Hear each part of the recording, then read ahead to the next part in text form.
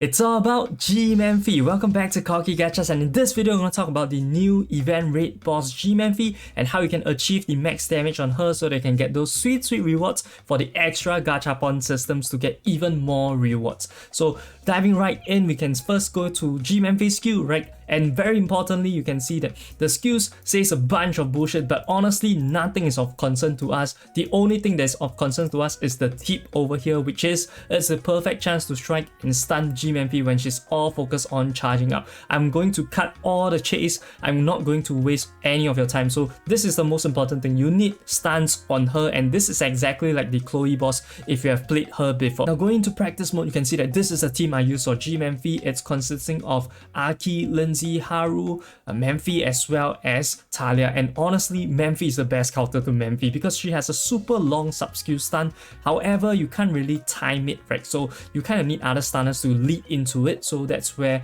the Lindsay as well as the Haru come in clutch. And also a mechanic that I'm going to touch on, which is also present in the Chloe raid, if you've played that before, is the chain stun, and I'm going to touch in detail when it comes to the gameplay later. But you also have to understand, if you don't have this exact lineup, it's totally fine. What you need to have is definitely you need to have a stunner, and also something to take note is that the Memphi, G.Mephi here is a human unit, so you would have undead units doing extra damage to her. So you can definitely run with the Violet team, and I did cover this Violet team in the guild raid video over here, so definitely check that out on how to run this against G.Mephi. One thing to note though is that that lineup itself doesn't have stuns, which is why you might want to substitute one of the units for Irusha. Irusha is a good stunner from the undead faction. You can probably replace the tank with her and it will work perfectly fine. So you can remove Petra and then replace it with Irusha. It will work really well. Also, even though Velena is not a good unit for raid, I would think that if you have an origin Velena, she can still do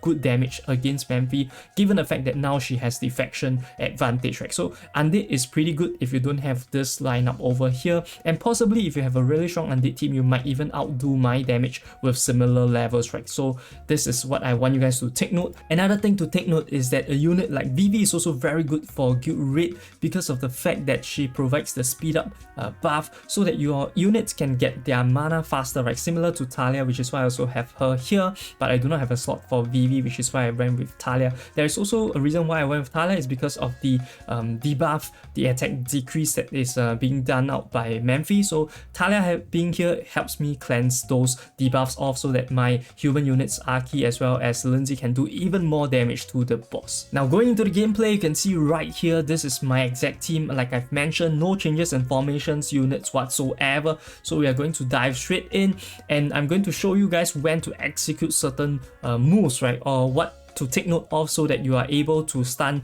Memphi at the right time. You're able to unlock those ultimate skills that you can see on screen right now. They are being locked away, and this is a purposeful mechanic. So the thing you need to take note of is the blue bar over there, and I'm going to zoom right in when her blue bar goes full. So this is when her blue bar goes full, and this is what you need to take note of. So right here, once the blue bar goes to gets cleared out, right, that means that she's in her ultimate form, right? She's trying to use her ultimate skill. This is when you start to stun her, right?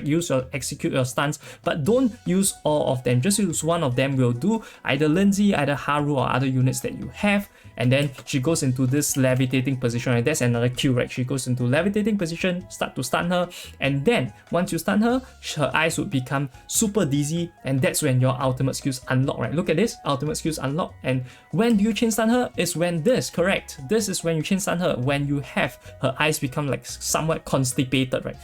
And that's when you chain stun her. Alternatively, you can also chain stun her when you see that the last stun icon, right, disappears, and that is when you chain stun her. So if you want to perform this chain stun, go for this moment itself, and that would be perfectly fine. Then you can look over here, she goes into a stun mode again.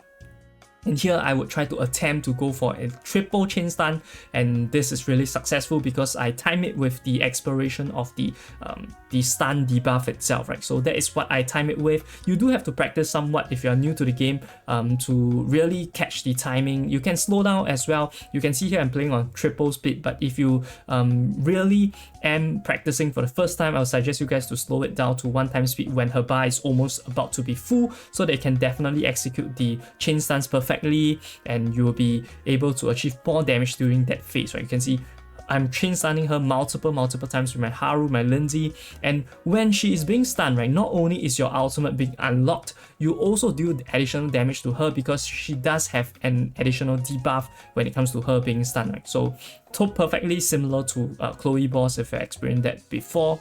And going into the later stages of the game, you can see right here I've already did almost 30 million damage with 1 minute and 35 seconds left. So it's just going to ramp up from here, and every single time, right, you just hope that she's going to line up the operating, like the Memphis, a super long stun is going to line up with your other stuns that are controlled manually, right? So here I'm going to chain stun. Look at her, the constipated eyes, right, once again. So multiple times throughout this video you're going to see me chain stun her, and like I've mentioned, compared to the Chloe boss, she charges her blue bar really fast. So even if you don't chain stun her, I don't think it's the biggest deal in the world. But of course, I would prefer to chain stun her based on my lineups, my strongest units. I do think that chain stunning would lead me to the best results. So once again, going to a levitating position, blue bar clears up, stun her, right? Perfect timing all the time, right? The blue bar is the best indication. Even like if you don't really know how to tell like minute